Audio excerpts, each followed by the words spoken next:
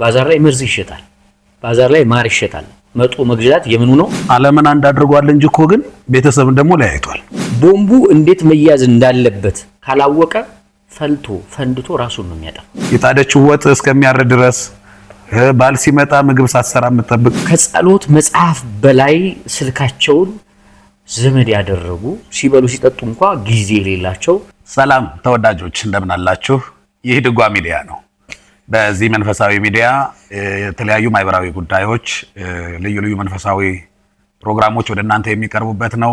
ይህ ቪዲዮ የሚደርሳችሁ ሁላችሁም ሰብስክራይብ፣ ላይክ፣ ሼር እያደረጋችሁ እንድትከታተሉን እናሳስባለን። ዛሬ ወደ እናንተ ይዘንላችሁ የመጣ ነው በሶሻል ሚዲያ አጠቃቀም ዙሪያ ሲሆን ለዚህ እንግዳ አድርገን የጋበዝንላችሁ በዕቅበተ እምነት የሚሰሩ መምህራችን ለረጅም ጊዜ በቲክቶክ በዩቲዩብ የምታውቋቸው በሶሻል ሚዲያ የሚያስተምሩ ልዩ ልዩ መልእክቶችን የሚያስተላልፉ መምህራችን መምህር ዮናስ እሸቱ ናቸው። አክብረውን እዚህ ድረስ ስለመጡ በጣም እናመሰግናለን። እንግዲህ ዛሬ እንድንነጋገርበት የፈለግነው ሶሻል ሚዲያ አጠቃቀምን በተመለከተ ነው። ሶሻል ሚዲያን መንፈሳዊ ሰዎች እንደ አማኝ እንዴት ይጠቀሙት ብለው ይመክራሉ? በቅድሚያ ለድጓ ሚዲያ ቤተሰቦች በጣም አመሰግናለሁኝ። እንግዲህ ሶሻል ሚዲያ አጠቃቀም ስንል ሶሻል ሚዲያ ዓለምን አንድ ያደረገ በአንድ ማዕድ በአንድ መድረክ እንድንሆን ያደረገ ነው። ከዚህ አንጻር እንደ ጀነራሊ ወይም ደግሞ እንደ ዓለም ስናየው ጠቀሜታው እጅግ በጣም ጥሩ ነው። ብዙ ነገሮችን አቅልሎልናል። ያው ሶሻል ሚዲያ ብዙ ነገሮችን የማቅለል ስራ ነውና ሃርድ ወርክ ሳይሆን ነገሮችን ሲምፕል በሆነ ስማርት በሆነ መንገድ እንድንጠቀም ያደርጋል ሶሻል ሚዲያ። ስለዚህ ይሄ ጠቀሜታው ነው።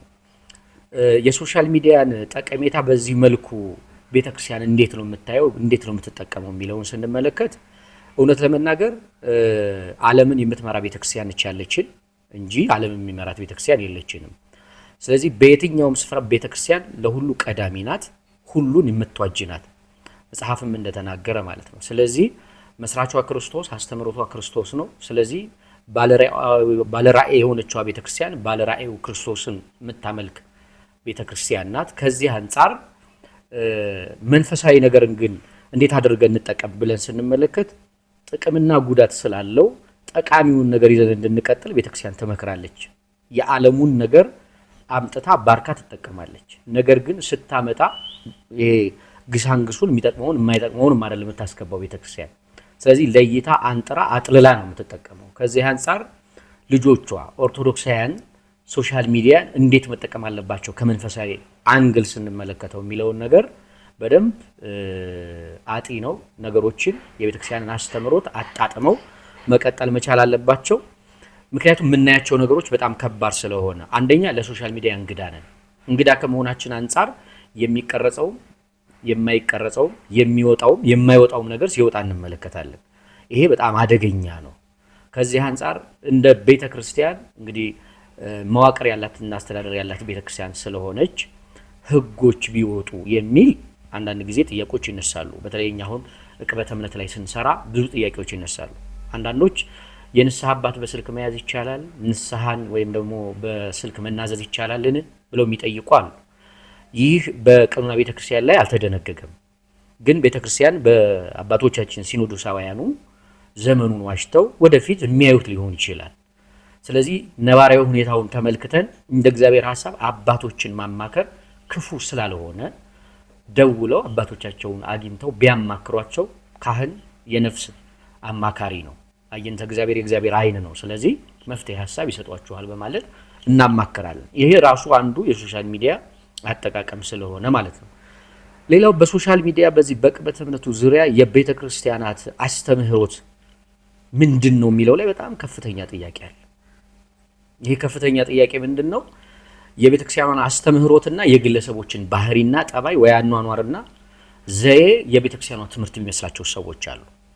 የቤተ ክርስቲያንን ትምህርትና ባህልን ያለዩ በትውፊት ቤተ ክርስቲያን እንዴት ትመራለች፣ ቤተ ክርስቲያን ትውፊትን እንዴት ትጠቀማለች የሚለውን ያለዩ ሰዎች የቤተ ክርስቲያንን አስተምህሮት ከኑሯቸው ከዕለት ተግባራቸው ጋር ያገናኙና እንግዲህ አባቶችን መኮንን ወይም ደግሞ የተለያዩ ክሶችን የምንሰማው ከዚህ አንጻር ነው እና የቤተክርስቲያን ትምህርት የተለየ የታወቀ የተገለጠ የራሱ ህግ ቀኑና ዶግማ የተቀመጠለት ነው። ስለዚህ ያንን ለይቶ ማወቅ ሶሻል ሚዲያ ላይ ያሉ ሰዎች ከቤተክርስቲያን ጋራና ሶሻል ሚዲያን አዋህዶ ለመሄድ ትልቅ ጠቀሜታ አለው። ለምን ቢባል የቤተክርስቲያን ትምህርት ካላወቅን ግለሰቡ ሲያጠፋ ቤተክርስቲያን አጠፋች ወደሚል ክስ ስለምንመጣ ማለት ነው። ስለዚህ ሶሻል ሚዲያው አጠቃቀሙን ከቤተክርስቲያን ትምህርት ጋር ለማዋሃድ ለይቶ የቤተክርስቲያን ትምህርት ማወቅ በጣም ጠቃሚ ነው። በዚህ መንገድ ከሆነ ሶሻል ሚዲያው ለቤተክርስቲያን ልጆች በጣም ጠቃሚ ነው። የቤተክርስቲያን ትምህርት ለይተው ላላወቁ ሰዎች ግን ሶሻል ሚዲያው ገዳይ ነው። ምክንያቱም አንድ ሾርት ሙቪ ወይም ደግሞ ሾርት ቪዲዮ በአንድ ጊዜ ለሚሊዮን የመድረስ አቅሙ ከፍተኛ ነው፣ በተለይ ቲክቶክ ላይ ባለው ሁኔታ እና ይህንን ይመስላል በጥቂቱ። ምዕመናኑ የሚወጣና የማይወጣውን በማወቅም ይሁን ባለማወቅ ሊሆን ይችላል። አሁን እነዚህ ቪዲዮዎች የሚለቀቁት አንዳንዶቹ የሰውን ገመና ሚዲያ ላይ ለማውጣት አስበውበት አቅደው ሊሆን ይችላል። አንዳንዶቹ ደግሞ ለምሳሌ ቤታቸው ግብዣ ያደርጋሉ ለአገልጋዮች፣ ለአባቶች፣ ለካህናት። እሱን በቤታቸው ካህናቱ ሲዘምሩ፣ ካህናቱ ሲበሉ ሲጠጡ ማየት ካህናትን መቀበል እግዚአብሔርን መቀበል የእግዚአብሔርን አገልጋዮች መቀበል ነው ብሎ በቤታቸው እግዚአብሔር እንደገባ ይደሰቱና ያን ለማስታወሻ ብለው ሊቀርጹ ይችላሉ። ከዛ ደግሞ የቀረጹትን ለግላቸው ማስታወሻ ብቻ ማድረግ አይደለም ወደ ሚዲያ ያወጡታል። አሁን ይሄ አወጣጡ ላይ ነው፣ መምረጡ ላይ አግበስብሰን ወይም ደግሞ የቀረጽነውን ሁሉ ያወጣሉ እና ሲወጡ በምን መንገድ መውጣት አለባቸው? ማጣሪያው ማጥለያው ምንድነው መሆን ያለበት? ምዕመናን እንዴት መጠቀም አለባቸው? በጣም ጥሩ ተገቢና ይበል የሚያሰኝ ጥያቄ ነው። እንግዲህ ቤተክርስቲያናችን ዓለምን እንደ መድረክ እንደ ሶሻል ሚዲያ ብናያት፣ ሶሻል ሚዲያ ከመምጣቱ በፊት ዓለም ራሷ ሶሻል ሚዲያ እንደሆነች ብናስብ፣ ዓለምን ለኛ ሲሰጠን ወይም ዓለምን ለአዳም እግዚአብሔር ሲሰጠው የሚለውን ነገር ብናየው መጽሐፍ ቅዱስ የሚናገረው እሳትና ውሃ ቀርቧል ነው የሚለው። አማራጭ ሰጥቷል። ስለዚህ ሰው የፈለገውን የማድረግ በነፃነት ፍቃድ የተፈጠረ ነው የሰው ልጅ። ስለዚህ ነፃነቱን ተጠቅሞ ምንም ነገር ማድረግ እንደሚችል መጽሐፍ ይናገራል። ስለዚህ እሳትና ውሃ ቀርቧል፣ ወደምትፈልገው እጅህን ስደድ ነው የሚለው መጽሐፍ። ከዚህ አንጻር ሶሻል ሚዲያን ስንጠቀም ሶሻል ሚዲያን በምን አይነት መንገድ ነው መጠቀም ያለብን የሚለው የመጀመሪያው መረዳቱ ሊኖረን ይገባል። አባቶቻችን ወደ ቤት ሲመጡ ምናልባት አንድ ቪዲዮ ሰርቼ ተጠቅሜዋለሁ፣ እዚህም ብጠቀመው ለድጓ ሚዲያ ቤተሰቦቻችን አይከፋም ብዬ አስባለሁ። ስምዖን ጌታችን መድኃኒታችን ኢየሱስ ክርስቶስን ራት ጋበዘው። ራት ሲጋብዘው ጌታችንን ነው እንግዳ ያደረገው። የጋበዘው እንግዳ ግን ጌታችን መሆኑን ወይም ጌታ መሆኑን ስምዖን አልተረዳም። ምክንያቱም ሲከተሉት ብዙ ሰው ሲከተለው አንዳንድ ጊዜ ለዝና የምንፈልገው ነገር አለ፣ አጀብ እንድንባል ብዙዎች እንዲያጅቡን የምንፈልገው ነገር አለ። ያንን አይነት ነው የስምዖን ግብዣ። ከዛ አንጻር ጋበዘው፣ በቤቱ ገባ ጌታ።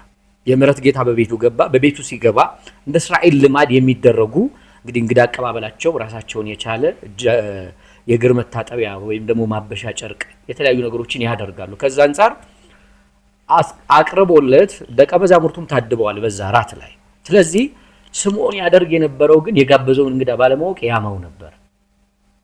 ለምሳሌ ያቺ ኃጢአተኛዋ ስጋዋን የምትሸዋጠዋ ሴት ስትመጣ ስትገባ ቢያውቃት ኖሮ እኮ አያቀርባትም፣ እንድትነካው አይፈቅድም እያለ ሁሉን የሚያውቀውን ልብና ኩላሊትን የሚመረምረውን አምላክ እርሱን የተሸከመውን ያማው እንደነበረ እንመለከታለን።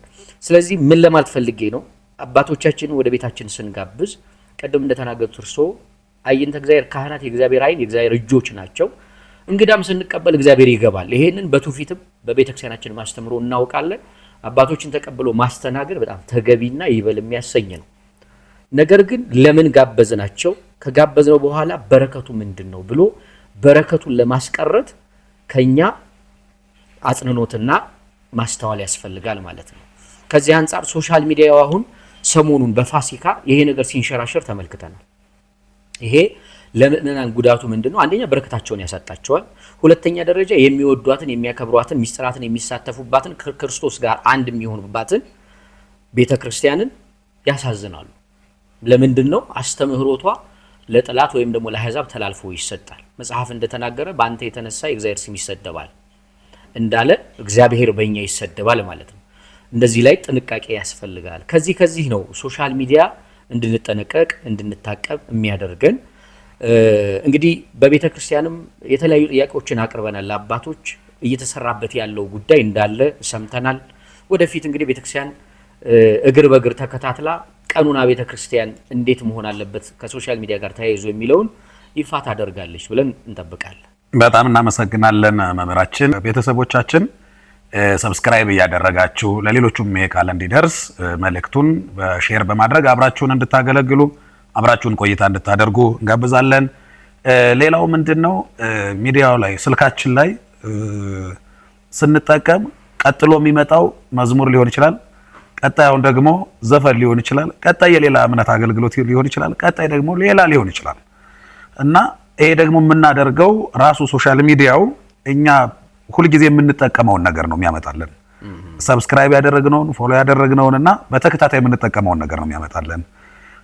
ከዚህ አንፃር የምናያቸው ነገሮች አሁን ሶሻል ሚዲያ ላይ ለአይናችን የቀረበ ቢፌ ነው፣ መርጠን ነው የምንጠቀመው ማለት ነው እና የምናያቸውን እንፈልጋቸውን ነገር ነው የሚያመጣልን።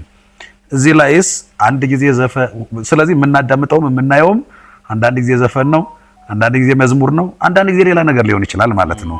ይሄንን ነገር አይናችንም ጆሮአችንም ሰውነታችንም ሁሉ ነገራችንም መንፈሳዊ ነገር እንድናይ መንፈሳዊ ነገር እንድንሰማ እንዴት መጠቀም አለብን?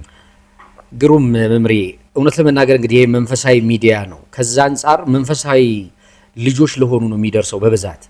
ስለዚህ እይታችን ምን መሆን አለበት? በተለይ መንፈሳዊ ሰው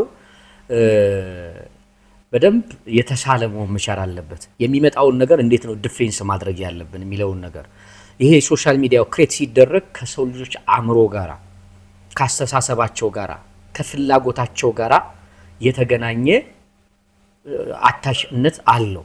ከዚህ አንፃር ቅድም እንደተናገርኩት አንደኛ የምንወስነው ለራሳችን መሆናችንን ማወቅ፣ ሁለተኛ መጽሐፍ ቅዱስ ምን ይላል፣ እግዚአብሔር ምን አለን፣ እንዲህ ስንኖር ሰዎች ከምን መጠንቀቅ አለባቸው የሚለው መጽሐፍ ሲናገር ከምታዩትና ከምትሰሙት ነገር ምን በሉ ይላል መጽሐፍ፣ ተጠንቀቁ ይላል።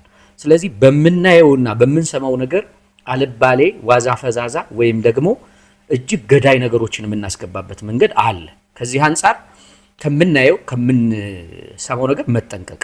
ሰዎች በዚህ ዘመን ለደማቸው ታይፕ የሚስማማቸውን በብለዳቸው ምግብ ይጠቀማሉ፣ ለደማቸው ታይፕ በሚስማማ መልኩ። ላይምሯቸውና ግን ላይናቸው መምረጥ ያቃተበት ዘመን ሆኗል ማለት ነው።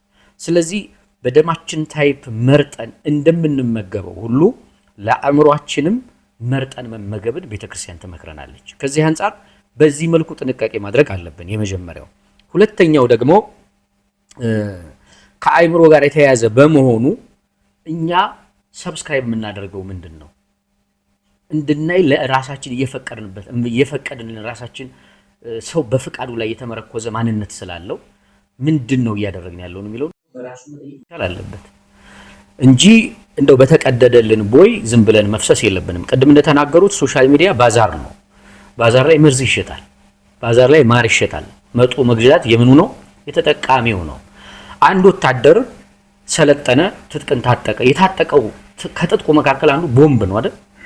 ቦምቡ እንዴት መያዝ እንዳለበት ካላወቀ ፈንድቶ ራሱን ነው የሚያጠፋው። ስለዚህ እጃችን ላይ ያለው ስልክ ፈንድቶኛን እንዳያጠፋን ለስልካችን መወሰንና ስልኩን መምራት ያለብን እኛ ነን እንጂ ስልካቸው የሚመራቸው ሰዎች አሉ። ጧት ተነስተው አይናቸውን እያሹ ስልካቸውን የሚከፍቱ ሰዎች አሉ። መንፈሳዊ ሰው ጧት ሲነሳ ምንድነው ማድረግ ያለበት? እንደ ቤተ ክርስቲያናችን ከቻለ ታጥቦ ምን ያደርጋል? ጸሎት ቤት ካለው ወደ ጸሎት ቤቱ ገብቶ ያሳደረውን ጌታ ያመሰግናል። ስላሳደርከኝ፣ ጨለማውን ገፈ ብርሃኑን ስላሳየኸኝ፣ ይችን ቀን ለኔ ባርከህ ስለሰጠኝ እሰይ ነጋ ብሎ መሰማራት መቻል አለበት። ከቻለ ደግሞ ተነስቶ ታጥቦ አሁንም ቤተክርስቲያን ሄዶ ቤተክርስቲያንን ተሳልሞ ጸሎቱን አድርጎ ወደሚፈልገው መጓዝ መቻል አለበት እና ከጸሎት መጽሐፍ በላይ ስልካቸውን ዘመድ ያደረጉ ሲበሉ ሲጠጡ እንኳን ጊዜ የሌላቸው በጣም ብዙ ሰዎችን እያየንበት ያለ ዘመን ስለሆነ በጣም ጥንቃቄ መደረግ አለበት ማለት ነው። መምህር መልካም መምህራችን፣ ተመልካቾቻችን እጅግ እያተረፋችሁበት እንደሆነ እንደወደዳችሁት ተስፋ እናደርጋለን። እንቀጥላለን። መምህራችን ምናልባት ሶሻል ሚዲያ ላይ አንዳንዱ አሁን ከሌሎቹ ነገሮች ጋር ከጫት ከሲጋራ ከሺሻ ጋር ሊሆን ይችላል ሱስ የሚይዘውና አሁን ደግሞ የዘመናችን ያላወቅ ነው ብዙም ያልተነገረለት እንደው እስኪ አንዴ ስልክ የለኝ ብሎ ሰዓት ላይ ሊሆን ይችላል ወይም ደግሞ የደወለለት ሰው ካለ ወይም የገባ ሜሴጅ ካለ ለማየት ብሎ ስልኩን ያወጣና በዚያው ቲክቶክ ላይ ለአንድ ጊዜ ብሎ ገብቶ አንድ ሰዓትና አንድ ቀን ሙሉ እዛው ላይ ተጥዶ ሊሆን ይችላል። ይሄ ደግሞ የሁሉም ሰው ችግር እየሆነ መጥቷልና የስልክ ሱስ አለው። የሶሻል ሚዲያ ራሱ እንደ ጫት እንደ ሲጋራ ሱስ ይሆናል። መልካም። አንደኛ የመጀመሪያው ሰው ለለመደው ነገር ተገዥ እንደሆነ አባቶቻችን በተለያየ መንገድ ይናገራሉ። ስለዚህ ልማድ በጣም ከባድ ስለሆነ ማለት ነው። ስለዚህ አጠገባችን ያለው የቀረበን ነገር ምንድን ነው? ስልካችን በጣም ቅርባችን ነው። የተለያዩ ነገሮችን ከአይምሯችን የሚመነጩ ነገሮችን እዛ ላይ የምናሰፍርበት ነው። እንደገና ደግሞ ለአይምሯችን ይሆናል የምንላቸውን ነገሮች ካሰብን በኋላ ከዛ ለማግኘት ብዙ ሰዎች አሁን ጉግል የተለያዩ ነገር የሚያደርጉ ሰዎችም አሉ። ለሪፈር ሁሉ የሚጠቀሙ ለምሳሌ እኛ ቅበት እምነት ላይ ስንሰራ መጻሕፍቶችን ሰርች ያደርጉና ይሄ ምንድነው ወደ ማለት ደረጃ ጥያቄ ያመጣሉ። እዛ ላይ የጠየቁት ጥያቄ ቲፒካሊ የቤተክርስቲያኗን ትምህርት እንደወረደ ላይ ያገኙት ይችላሉ። ከዛ አንፃር የተለያዩ ሐሳቦችን የምንሰጥበት ሁኔታ አለና ልክ እንደዛ ሁሉ የቅርባችን ነው ስልካችን ላይ ደግሞ ሶሻል ሚዲያ አለ። ሶሻል ሚዲያ ላይ የተለያዩ ነገሮች አሉ። እነዛ ነገሮች ገብተው እኛ ጋር ይለማመዳሉ። ሰው የለመደውን የመኖር አቅሙ ከፍተኛ ነው አይደል? ለምሳሌ ስለ ኃጢአት ስንናገር መጽሐፍ ስለ ኃጢአት ሲናገር ምኞት ኃጢአት እንደሆነ መጽሐፍ ይናገራል። ሰው ኃጢአትን ይመኛል። ከተመኘ በኋላ ያንን ተግባራዊ ያደርጋል። ተግባራዊውን ደግሞ ሪያክት ሲያደርገው ኃጢአት ውስጥ ይኖራል ማለት ነው። ስለዚህ ምኞት ኃጢአትን ትወልዳለች፣ ኃጢአት ደግሞ ሞትን ይወልዳል ይላል መጽሐፍ። ልክ እንደዛው ሁሉ ሶሻል ሚዲያ ላይ ሱሰኞች የሚሆኑ ሰዎች ከዚህ የመነጨ ነው።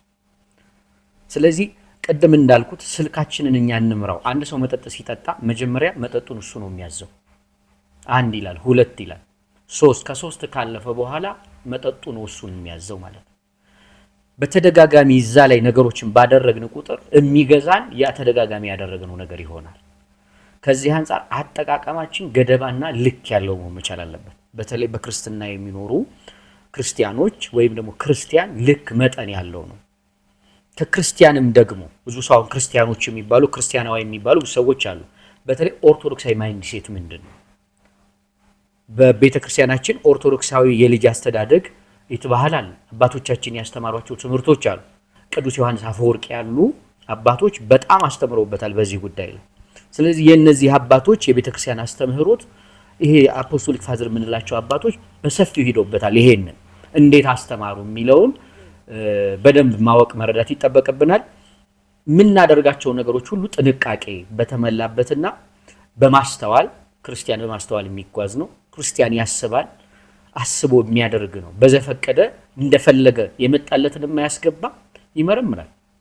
የኛ እናት እመቤታችን ቅድስት ድንግል ማርያምን እኮ ማየት እንችላለን። ትህትናዋን፣ ፍቅሯን፣ ያላትን ጸጋ ብቻ ብዙ ጊዜ እንናገራለን አይደል? የእመቤታችን ያኗኗር ዘዬ በራሱ ልክ ነው። ስለዚህ እመቤታችን የሰው ልክ ናት። በምን ቢባል መልአኩ ሲመጣ እንደመጣ ያን ነገር አልተቀበለችው። መልአኩ ስተት ስላለበት አይደለም። መልአኩ ደግሞ እንደወደቀው መልአክ አይነት መልአክ አይደለም። የዚህ የመልአክ ሰላምታ የተለየ ሰላምታ በመሆኑ ነገሩን መረመረችው ነው የሚሉት አበው። መረመረችው፣ በመመርመር ተቀብላ በአምላኳ ላይ ምንም ጥርጥር ስለሌለባት ስለ አምላኳ ሲነግራት ከቃሉ አነጋገር አይታ ነው የሚለው አይደል መጽሐፍ። ስለዚህ እኛም ከነገሩ አይተን ለነገሩ ምላሽ መስጠት ይኖርብናልና ሶሻል ሚዲያ ቀደም እንደጠቀሱት ሱስ ነው። ልክ ሌሎች እንደ መጠጥ እንደ ጫት የተለያዩ እንደ እጾች ሱስ ነው። ብዙዎች አሁን በጭንቀት ውስጥ ያሉ ብዙ የሚያማክሩን ሰዎች አሉ። በዚህ ጉዳይ ላይ ተነስቼ እዚህ ጋር ነው የምገኘው ምን ላደርግ እንደዚህ ይወጣል። የተለያዩ ደግሞ ከባድ ኃጢአቶች የሚለቀቁበት ነው ሶሻል ሚዲያ። ዓለምን አንድ አደረገ ስንልከው እኛ ገር ያለው ያኗኗር ዘይቤን የተለየ ለብዙ ዘመን ያዳበሩ የሌሎችን ባህል በስልካችን ነው የምናየው። ዓለምን አንድ አድርጓል እንጂ እኮ ግን ቤተሰብን ደግሞ ለያይቷል።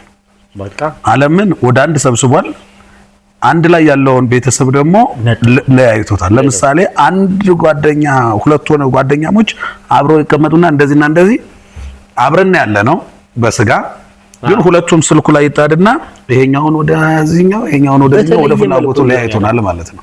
ስለዚህ ይሄንን በጣም ስለዚህ ሶሻል ሚዲያ ዓለምን አንድ የሚያደርግ ብቻ ሳይሆን ቤተሰብንም ይለያያል። ካላወቅንበት ልጇን እንዴት መያዝ እንዳለበት እንዴት እንደታቀፈችው ሳታውቅ የጣደችው ወጥ እስከሚያር ድረስ ባል ሲመጣ ምግብ ሳትሰራ የምትጠብቅ ይሄ እኮ ያለያየ ነው። ዓለምን አንድ እያደረገ አይደለም።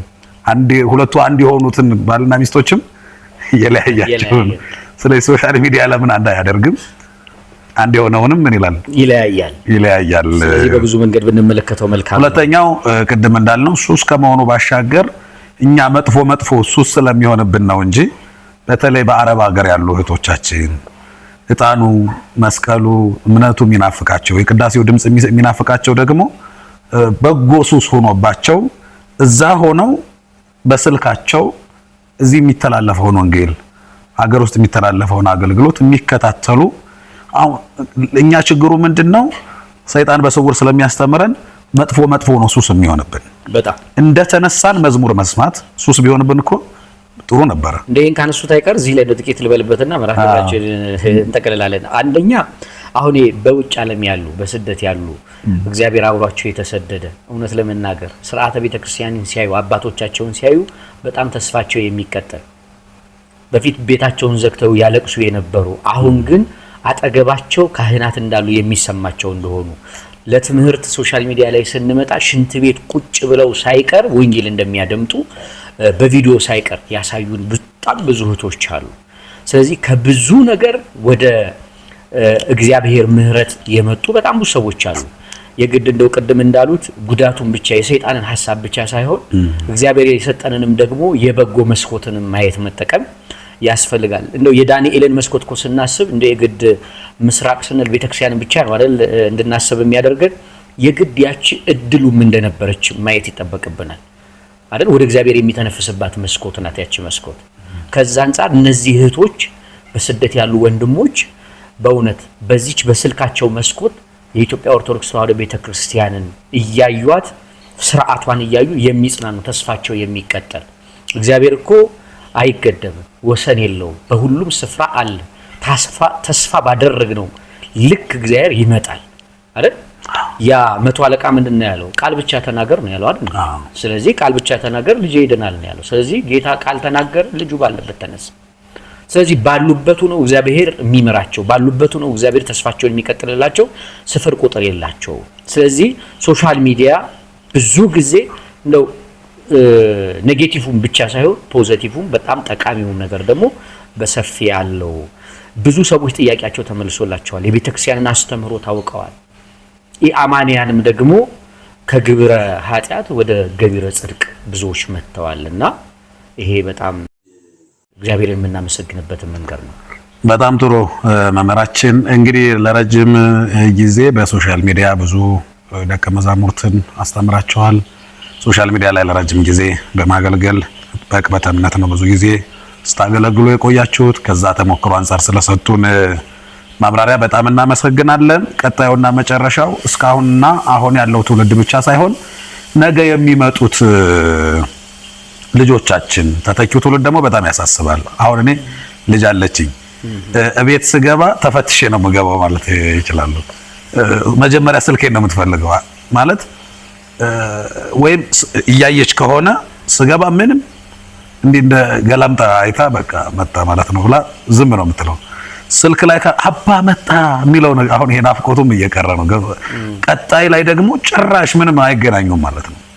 ስለዚህ ልጆች ላይ የሚያሳድረው ተጽዕኖ አለ። ነገ ደግሞ አሁን እኛን በዚህ ልክ ካደረገ ነገ ገና ካሁኑ እንዴት ፓስወርዱን እንደሚያውቁት በጣም ገና አማርኛ አስተካክሎ ሳይናገሩ ተደነግጣለህ። በቃ የሚያስደነግጥ ነው አጠቃቀሙ። የልጆች ዓለም የቱ ጋር እንዳለ ለነሱ የሚሆነውን እንዴት ፈልገው እንደሚያገኙት በቃ አፕሊኬሽኑን ራሱን ያውቁታል። ቪዲዮ የቱ ጋር እንደሚያገኙት ያውቁታል። በዚህ ልክ ሌላውን ነገር አያውቁ። በቃ ወደሱ ቀርበዋልና ነገ የነዚህ ሰዎች ዕጣ ፈንታ የነዚህ ልጆች ያው ዛሬ የምናጭደውን አይደል የምንዘራውን አይደል ነገ የምናጭደው። ዛሬ እነሱ ያዩትን ነገር ነገ ይናገሩታል። ነገ የተናገሩትን ይተገበሩታል። የተገበሩት ይኖሩታል። በቃ እየሰሩት ይኖራሉ ማለት ነው። ስለዚህ ከዚህ አንጻር እስኪ ይህችን የመርሃ ግብራችን ማጠቃለያ የምናደርጋት እስኪ መልካም ነው። እውነት ለመናገር ነጋችን በዛሬ ነው የሚወሰነው። ዛሬ የሆነው ነው ነገ የምንሆነው። ነገ የምንለው እኛ ነገን ብቻ አይደለም ዘላለማችንንም ጭምር ነው። በተለይ ክርስቲያን ተስፋ አለው፣ ከመቃብር ጀርባ ህይወት አለው።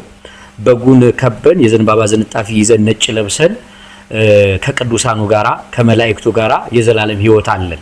ስለዚህ ዛሬ ያልዘመርነው ነገ አንዘምርም።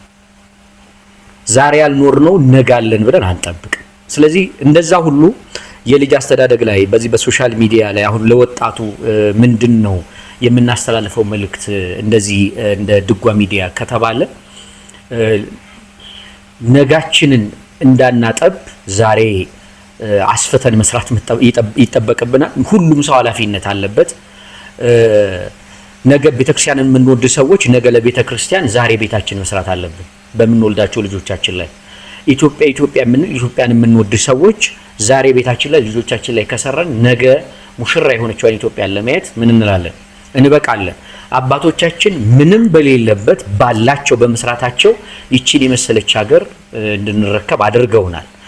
ነገ ያሉትንም ወጣቶች የተሻለ ለማድረግ ዛሬን የተሻለ ማድረግ ከኛ ይጠበቃልና በጣም የሚያሰጋ በጣም የሚያስጨንቅ ነገሮች እየተደራረቡ የመጡበት ሁኔታ አለ። እውነት ለመናገር ለችግሮቻችን መፍትሄ መሆን እንጂ በችግሮቻችን ላይ ችግር መሆን መፍትሄ አያመጣም።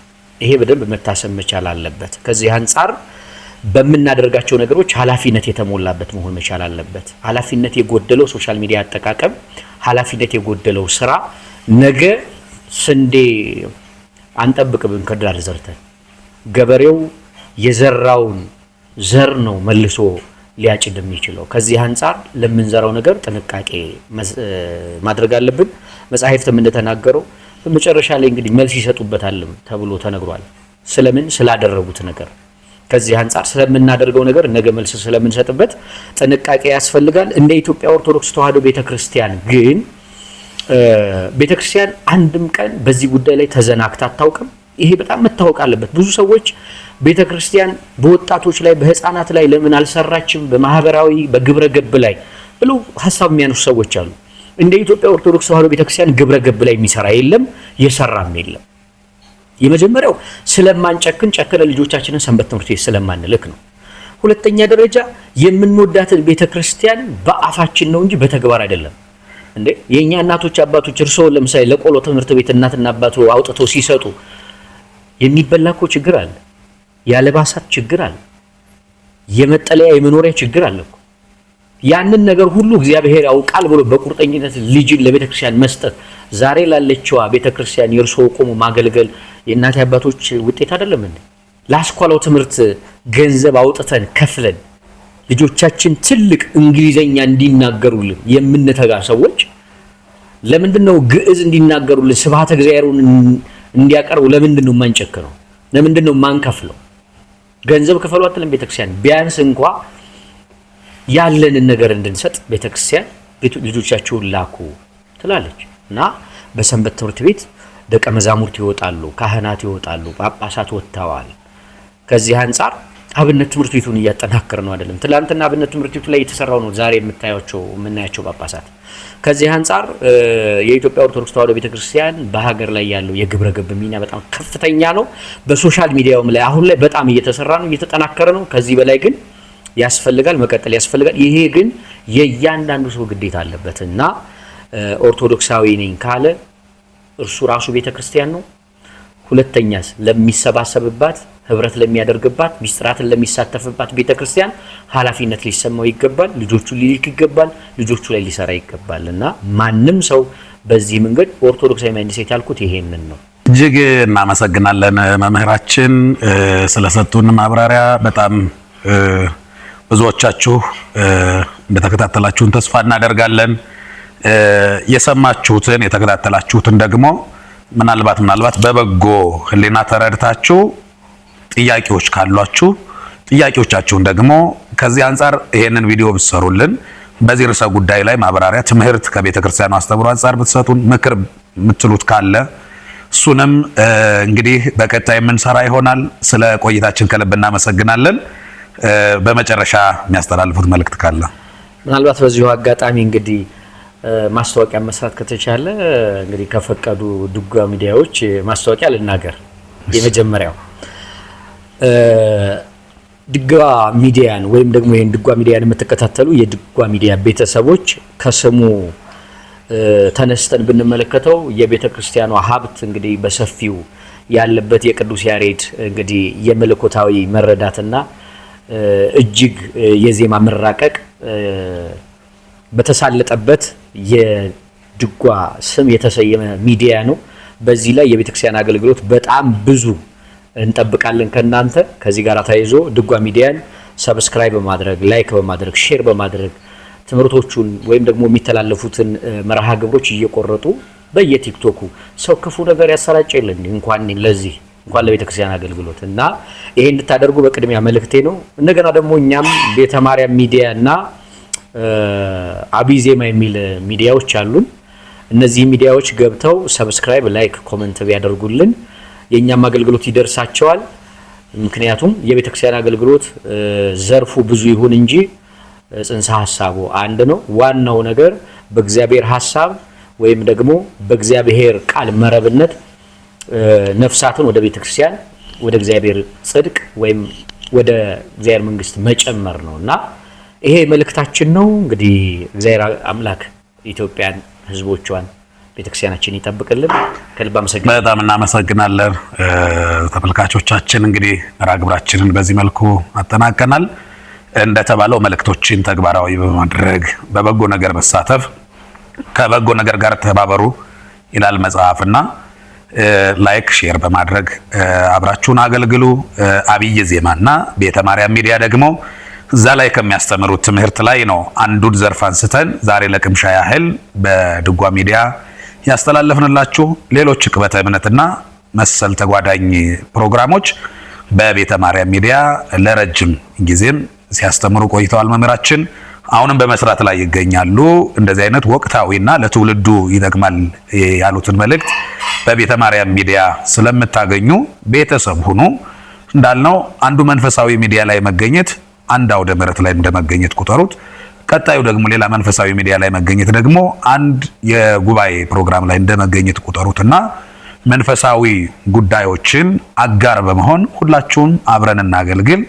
ላይክ ማድረግ ሼር ማድረግ የእግዚአብሔር ቃል ለሌሎቹ ደርሶ ማን ያውቃል? እናንተ ሼር አድርጋችሁ አንድ ሰው ከተጽናና ማን ያውቃል? እናንተ ሼር አድርጋችሁ በዛ ቅጽበት ኃጢአት ሊሰራ ዝግጅት ላይ ያለ ሰው የእግዚአብሔርን ቃል ሰምቶ ሊመለስ ቢችልስ ማን ያውቃል? በእናንተ ለሌሎቹ ማካፈል ሰው ብዙ ነገር ብዙ ኃጢአት ብዙ ዓለምን የሚጎዳ ሀገርን የሚያፈርስ የጥላቻ ንግግር ሰው ሼር ያደርግ አይደለ?